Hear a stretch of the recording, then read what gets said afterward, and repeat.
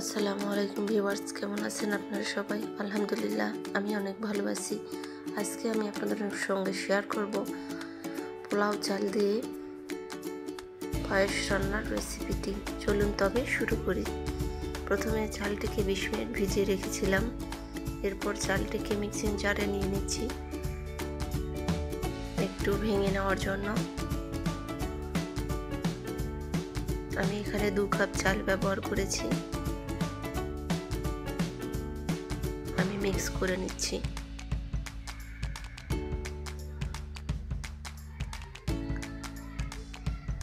দেখুন আমার চালটাতে পানি রয়ে গিয়েছিল, এই জন্য একটু লিকুইড টাইপের হয়েছে।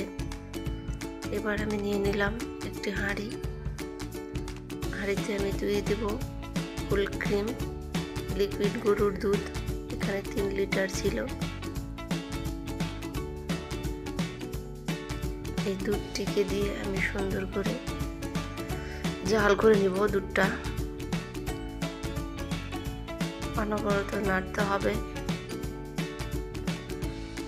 ভীষণ একটা মজাদার এই জিনিসটি। ছোটবেলায় ভাবতাম এটা কিভাবে রান্না করে মা।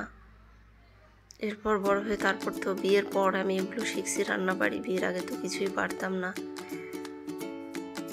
এখন মোটামুটি অনেক কিছু রান্নাই পারি, যদিও আম্মুর কাছে শেখা হয়নি, শ্বশুর বাড়িতে এসে শিখছি। দেখতে পাচ্ছেন। এরপর আমি কয়েকটা মশলা ব্যবহার করলাম, তেজপাতা, দারুচিনি, এলাচ। ওটা আমি স্মেল আনার জন্য দিয়েছি। আমার আম্মু এটা কখনোই ব্যবহার করে না। তারপরে অনেক টেস্ট হয়, আমার মায়েরটাই খুব বেশি টেস্ট হয়। আমি ওটাও আপনাদের সঙ্গে একদিন শেয়ার করব, অবশ্যই দেখাবো আমার মা কিভাবে বানায়। আমার জামাই বলেন আম্মুর হাতের পায়েসটি পৃথিবী থেকে সব থেকে বেশি টেস্ট,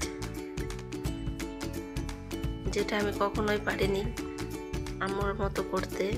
ওভাবে রান্না করলেও আম্মুর মতো ওই টেস্টটা কখনোই আসে না।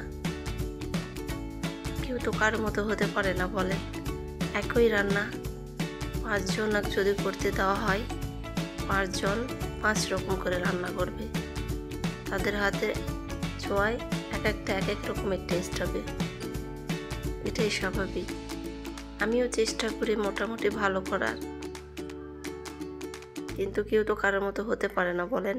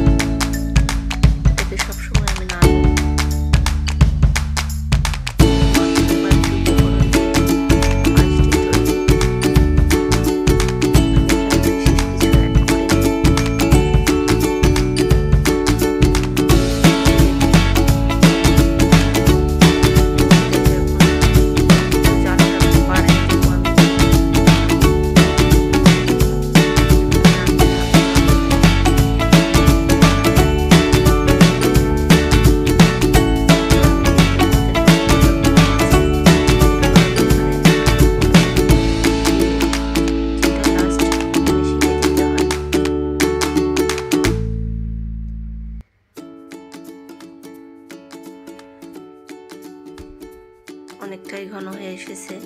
এরপর দিলাম আমি চিনি। পায়েস মানে মিষ্টি জাতীয় কিছু, অবশ্যই চিনিটা অনেকেই কম খান। সেভাবে নিজের আন্দাজ মতো দিয়ে দেবেন, যে যতটুকু খান আর কি। আমি মিষ্টিটা একটু বেশি খাই, এই জন্য বেশি দিয়েছি। এভাবে নাড়তে থাকবো আর কিছুক্ষণ। 4-5 মিনিট নেড়ে নিলে এটা হয়ে যাবে। ঘন হয়ে এসেছে, দেখতে পাচ্ছেন। এরপর আমি ফিরে এসেছি, দেখুন হয়ে গিয়েছে। এটা আমি নেমে নিয়েছি। এটা দেখতে এরকম হয়েছে, অনেকটাই ঘন হয়ে এসেছে, দেখতে পাচ্ছেন। আমি এটা ডেকোরেট করিনি, আমার ছেলে মেয়ে ওভাবে খেতে পছন্দ করে না, এই জন্য আমি ওটাকে ডেকোরেশন করিনি। এটা আমি আপনাদের দেখাচ্ছি। আমার তো মুখে পানি চলে এসেছে। এটা আমি আগেই টেস্ট করব গরম অবস্থায়, এই জন্য আমি তুলে নিচ্ছি একটা বাটিতে। এটা এখন আমি খাবো, আমার ভীষণ পছন্দ।